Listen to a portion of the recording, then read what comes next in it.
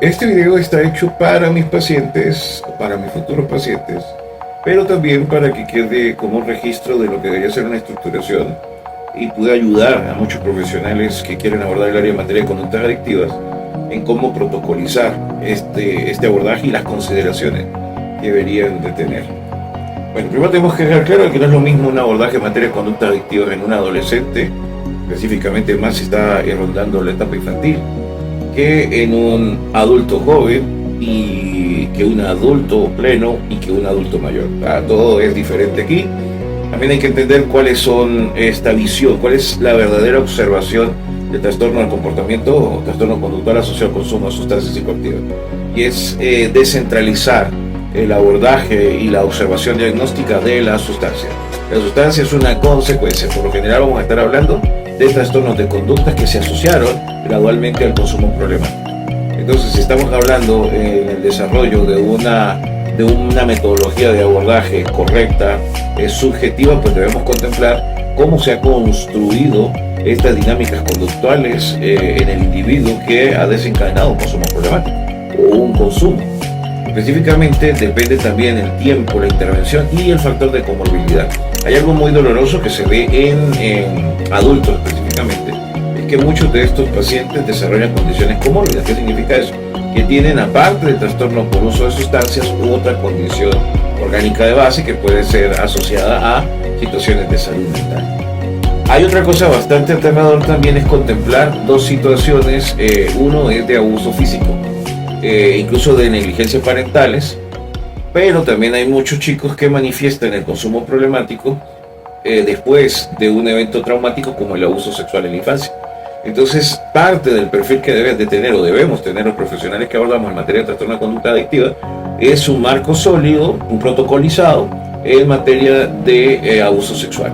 Específicamente el trabajo del estrés postraumático, las conductas maladaptativas que surge posterior al abuso tanto sexual en la infancia y en el caso de las mujeres en el consumo.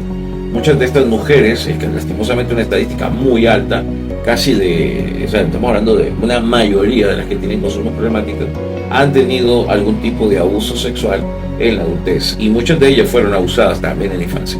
Entonces, por eso es tan importante entender de que no se trata de la sustancia, sino de que las conductas maladaptativas desencadenan un consumo de sustancias y posteriormente un consumo problemático que pues exacerba síntomas de base o conductas maladaptativas que se asocian al antisocial, etc. Entonces tenemos que dejar claro de que la sustancia no puede ser la protagonista del modelo de intervención que tengamos, y todo profesional que considere como herramienta única la observación de la abstinencia y el chequeo de esta abstinencia, pues realmente está generando protocolos sumamente errados, porque el propósito principal en el manejo de los trastornos conductuales asociados al consumo de sustancias psicoactivas o al uso problemático no necesariamente es la abstinencia.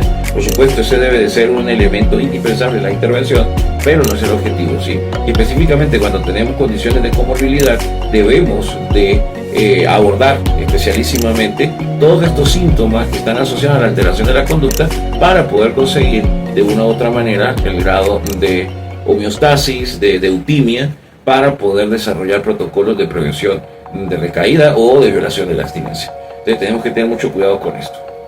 Muchas veces es indispensable el desarrollo de protocolos terapéuticos por parte de una red de apoyo, que pudiera ser la familia en este caso, sean de primera, segunda o tercera línea de consanguinidad, no importa, incluso de tipo político.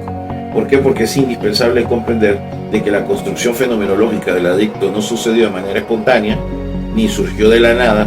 Por lo tanto, también la reversión sintomatológica y la construcción de nuevas conductas adaptadas a su entorno social va a requerir apoyo psicológico, indudablemente social, que es parte de la red familiar, farmacológico en la mayoría de los casos por estadística. Ya hablamos de esto ahorita, claro, una situación acá, y por supuesto también de tipo económico, ¿no? Y para eso es indispensable que existan otros en la intervención. No se trata de querer no es poder.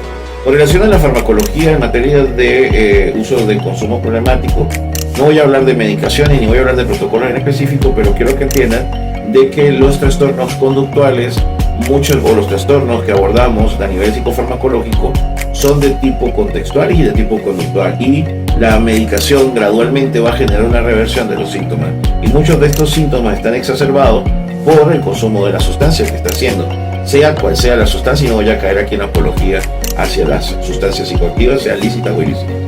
Pero casualmente, si tenemos esta alteración tanto de la percepción de la realidad, tenemos psicosis, tenemos manías, tenemos hipomanías, tenemos estadios emocionales depresivos o alterados, pues vamos a intervenir psicofarmacológicamente, y esta intervención va a revertir los síntomas, que se van a profundizar, afortunadamente van a agonizar esta reversión sintomatológica gracias a la abstinencia.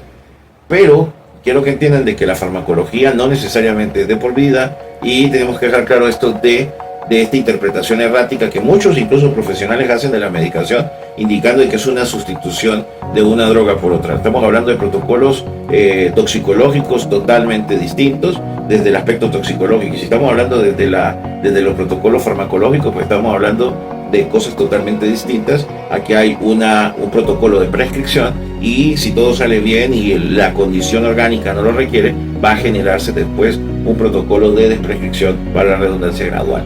Entonces es importante entender que muchas veces se cree de que las patologías o la fase prodrómica, la fase activa de la condición mental, va a requerir medicación toda una vida, y no es así.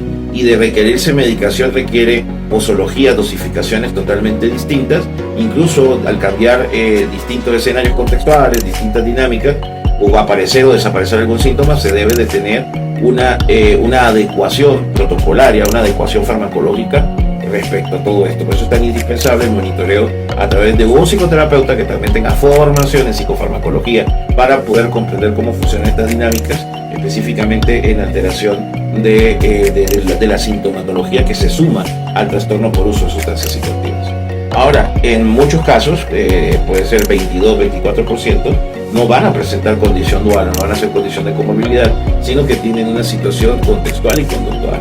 Por eso es importante también ahí la observación de las dinámicas contextuales, y específicamente el desarrollo de habilidades de tolerancia a la adversidad, de manejo del conflicto, de habilidades blandas de comunicación, que son indispensables para también desarrollar un tratamiento eficaz, que se conserve habilidades de prevención de recaídas, con protocolos que no estén centrados en la sustancia, sino en las habilidades que se puedan desarrollar, tanto de habilidades intrapersonales como de habilidades interpersonales.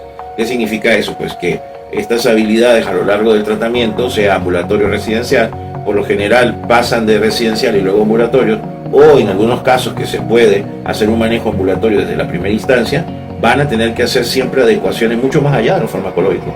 Quiero volver otra vez a lo farmacológico. El hecho de que hayan tenido o que tengan un tratamiento farmacológico no significa que no hayan adecuaciones contextuales y conductuales y cognitivas. Todo lo contrario, o sea, a pesar de que la farmacología es indispensable para estabilizar síntomas, no hace una modificación terapéutica, sobre todo en lo cognitivo, en lo contextual y en lo conductual. Entonces, por eso es importante entender que la psicoterapia especializada y basada en evidencia, específicamente con protocolos estandarizados, transpolables y adecuados en la subjetividad del paciente, son indispensables aplicarse.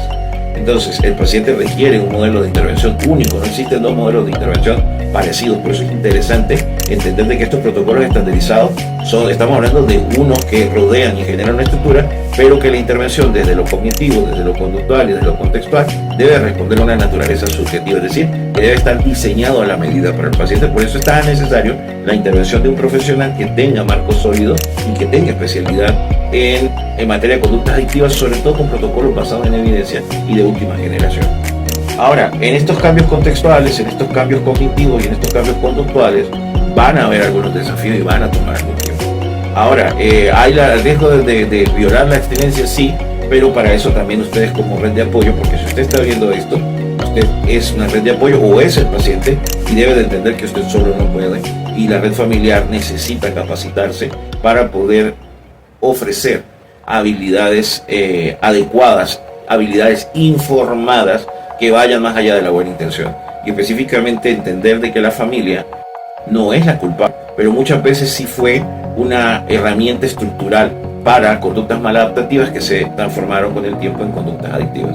Entonces tenemos que dejar claro de que hay un modelado conductual, cognitivo en ese contexto familiar, y por eso no deberían sentirse atacados sino porque ya que muchos de ustedes, porque por lo general es la familia la que busca la ayuda para hacer el encuadre terapéutico al paciente en materia de conductas adictivas, entender de que pues no solamente está el interés de intervención económica, sino que también ustedes puedan documentarse, formarse y hacer modificaciones también en algunas interacciones y dinámicas que están en el contexto familiar, que afectan a todos, pero que en el caso del paciente con conductas adictivas lo demuestra y lo exacerba en estas conductas asociadas al consumo problemático y otras conductas que ustedes saben que son bastante incómodas, pero que aquí de manera general no podemos especificar.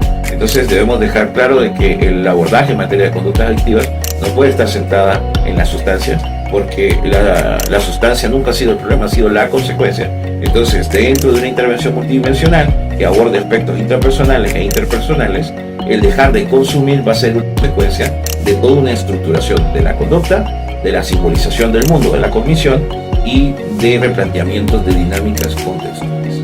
Entonces, aquí es importante entender que no se trata de querer, y querer no es poder.